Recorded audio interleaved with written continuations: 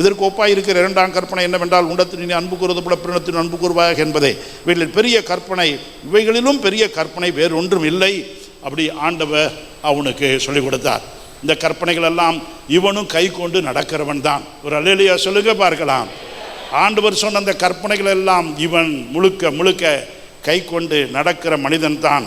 அப்போ ஆண்டவர் அதோடு சொல்ல, உன்னிடத்தில் அன்பு கூறுவதை பிறனிடத்தில் அன்பு கூறுவாயாக என்பதே இவைகளிலும் பெரிதான கற்பனை என்று ஆண்டவர் அவனுக்கு சொல்லுகிறார். அதற்கு வேதபாரகன் சொன்ன வார்த்தை என்ன? சரிதான் ஆண்டவரே. ஒரு அல்லேலூயா சொல்லுங்க மறுபடி. தேவனுக்கு மகிமை. எல்லா கற்பனையும் சொல்லியாச்சு, அதெல்லாம் கடைபிடிக்கிறவன் தான். அடுத்து முக்கியமாக ஒன்று சொல்லுகிறார், உன்னிடத்தில் நீ அன்பு கூறுவது போல பிறனிடத்திலும் அன்பு கூறுவாயாக என்று சொல்லி, இவைகளிலும் பெரிய கற்பனை வேறொன்றும் இல்லை. அப்படி சொன்ன பொழுது அதற்கு வேதபாரகன் சரிதான் போதகரே, நீர் சொன்னது சத்தியம்னு சொன்னான். ஒரு அல்லேலூயா சொல்லுங்க பார்க்கலாம்.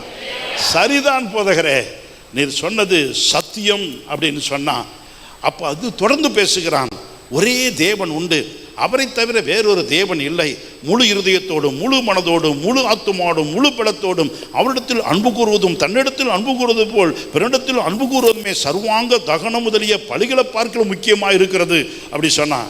எப்படி சொல்கிறான்? அவர் சொன்னது பூரா சொல்லி, இது எல்லாம் சத்தியம், நீர் சொன்னது சரிதான், நீர் சொல்கிறது தான் சத்தியம் அப்படின்னு ஆண்டவருக்கே பதில் கொடுத்த மனிதன் இந்த மனிதன். அதோடு அவன் விடவில்லை, தொடர்ந்து பேசுகிறான். சொல்லிவிட்டு ஒரு வார்த்தை சொன்னான், அங்கே இது அன்பு கூறுவதுமே அப்படின்னு சொல்லிட்டு சர்வாங்க தகனம் முதலிய பலிகளை பார்க்கலாம், சர்வாங்க தகன பலிகளை பார்க்கலாம், இதுதான் முக்கியம், இதுதான் சத்தியம் என்று அவன் சொன்னதை ஆண்டவர் கவனித்து பார்த்துட்டு என்ன சொன்னார் தெரியுமா? அவன் விவேகமாய் உத்தரவு சொன்னதை, அப்படி சொன்னார் பாருங்க, அவன் விவேகமாய் உத்தரவு சொன்னதை இயேசு கண்டு, நீ தேவனுடைய ராஜ்யத்துக்கு தூரமானவன் அல்ல என்றார். அதன் பின்பு ஒருவரும் அவரிடத்தில் யாதொரு கேள்வியும் கேட்க துணியவில்லை. ஆண்டவர் பதில் கொடுக்கிறவர். அவர் சத்தியவான், எவனும் என் சத்தம் கேட்கிறான் என்று சொன்னவர். அவர் வார்த்தையானவர். வார்த்தையிலே அவரை எப்படி மேற்கொள்ள முடியும்? ஆண்டவர் 100க்கு 100 குற்றமற்றவர். ரத்தம் குற்றமற்ற ரத்தம். அவர் தேவனுடைய தற்சுரூபம். இந்த பூமியிலே சத்தியவான் என் சத்தத்தை கேட்கிறான். அவர் சொன்ன பொழுது அதில் ஆண்டவர் அந்த மனிதன் சொன்ன அந்த வார்த்தை, நீர் சொல்லுவது சத்தியம், நீர் சொல்லுவது ஆண்டவரே சரிதான் ஆண்டவரே. இதெல்லாம் மறுபடியும் ரிப்பீட் பண்ணிட்டு அவன் சொன்ன கூடுதலான ஒரு வார்த்தை அது என்னவென்றால், அங்கே ஆண்டவரை சர்வாங்க தகன பழியை காட்டிலும் இதுதான் ரொம்ப முக்கியம் என்று சொன்ன பொழுது ஆண்டவர் அவன் முகத்தை பார்க்கிறார், அவன் இருதயத்தை பார்க்கிறார். அவர் சொன்ன வார்த்தை, விவேகமாய் அவன் உத்தரவு சொன்னான்.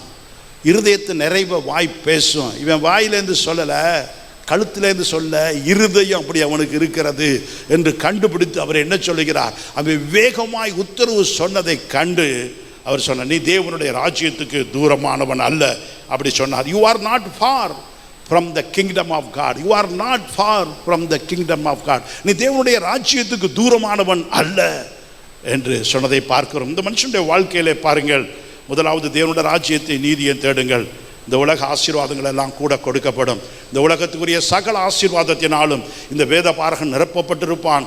ஆவிக்குரிய ஆசீர்வாதத்தினாலும் 2 பேர் ஆண்டவர் சொன்னார், நீ இன்றைக்கு கொண்டு பரதேசியில் இருப்பாய் என்று ஒரு மனுஷனை பார்த்து சொன்னார். அதே போல் இந்த மனுஷனை தான் பார்த்து நீ தேவனுடைய ராஜ்யத்துக்கு தூரமானவன் அல்ல என்று சொன்னார். 2 பேர் தான் நான் நினைக்கிறேன். இதில் இந்த மனிதன் மிக விலையேற பெற்றவன். அல்லேலூயா.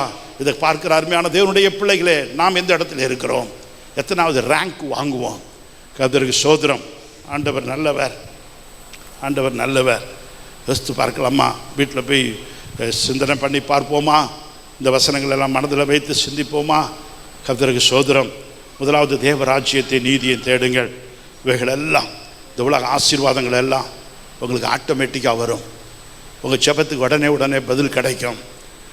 உங்களுக்கு ஜெபத்துக்கு பதில் வராட்டியும் ஒரு ஆத்தும திருப்தி இருக்கும். அவர் செய்வார் என்கிற நம்பிக்கையில் சந்தோஷம்.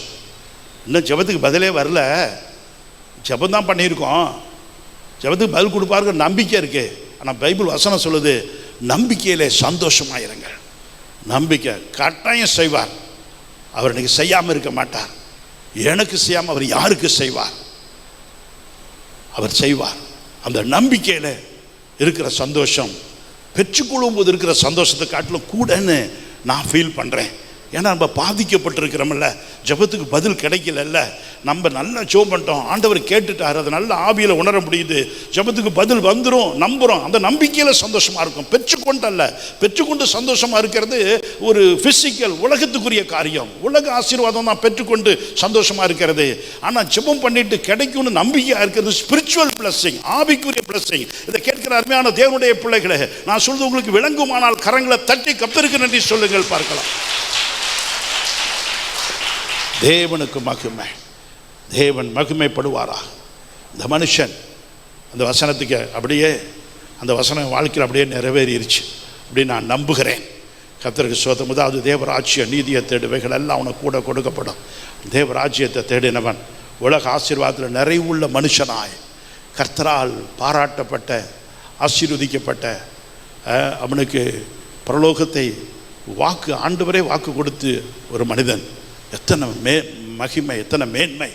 நம்ம சபையில் இருக்கிற அநேகரை ஆண்டவர் அப்படி மாற்றப் போகிறார். ஆண்டவர் என்ன அப்படி மாற்றுவார் அப்படின்னு சொல்கிறவங்க கையை உயர்த்துங்க பார்க்கலாம். இந்த மனுஷனை போல் என்ன மாற்றுவார்? என்னை பார்த்து ஆண்டவர் சொல்லுவார், சிஸ்டர் கை தூக்குங்க, நீங்கள் நல்லவங்க தான், தூக்குங்க, கை தூக்குங்க, கை தூக்குங்க. எல்லோரும் கை தூக்கிக்கலாமா? எல்லோரும் கை தூக்கிக்கலாமா? ஹல்லேலூயா. இவன் தேவனுடைய ராஜ்யத்துக்கு தூரமானவன் அல்ல, நான் தேவனுடைய ராஜ்யத்துக்கு தூரமானவன் அல்ல. நம்பிக்கையில் சந்தோஷமாக இருப்பேன், நம்பிக்கையில் சந்தோஷமாக இருப்பேன். நான் என்னுடைய ஜெபத்துக்கு பதில் கிடச்சிட்டா அது உலக ஆசீர்வாதத்தில் உண்டாகிற சந்தோஷம். ஆனால் நான் ஜெபத்துக்கு பதில் கிடைக்கல, அவர் கொடுத்துருவான், நான் நம்ப ஆரம்பித்து விட்டால், விசுவாசிக்க ஆரம்பித்து விட்டால் அது எனக்கு கிடைக்காம நான் எனக்குள்ளார வருகிற சந்தோஷம் என்பது அது எப்படிப்பட்ட சந்தோஷம்? அது ஆவிக்குரிய சந்தோஷம்.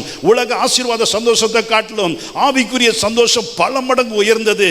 ஆண்டவர் பார்த்து சொல்லுவார், நீ தேவனுடைய ராஜ்யத்துக்கு தூரமானவன் அல்ல. பூமியில எவைகளை நீ இழந்து போனாயோ அதையெல்லாம் பரலோகத்திலே நீ பெற்றுக்கொள்வாய் என்கிற வார்த்தை நம்முடைய வாழ்க்கையில நிறைவேறும் என்கிற நம்பிக்கையிலே சந்தோஷம் உங்களுக்கு எனக்கு உண்டாயிருப்பதாக தேவன் மகிமைப்படுவாராக. மறுபடி கரங்களை தட்டி கர்த்தருக்கு மகிமை செலுத்தலாம்.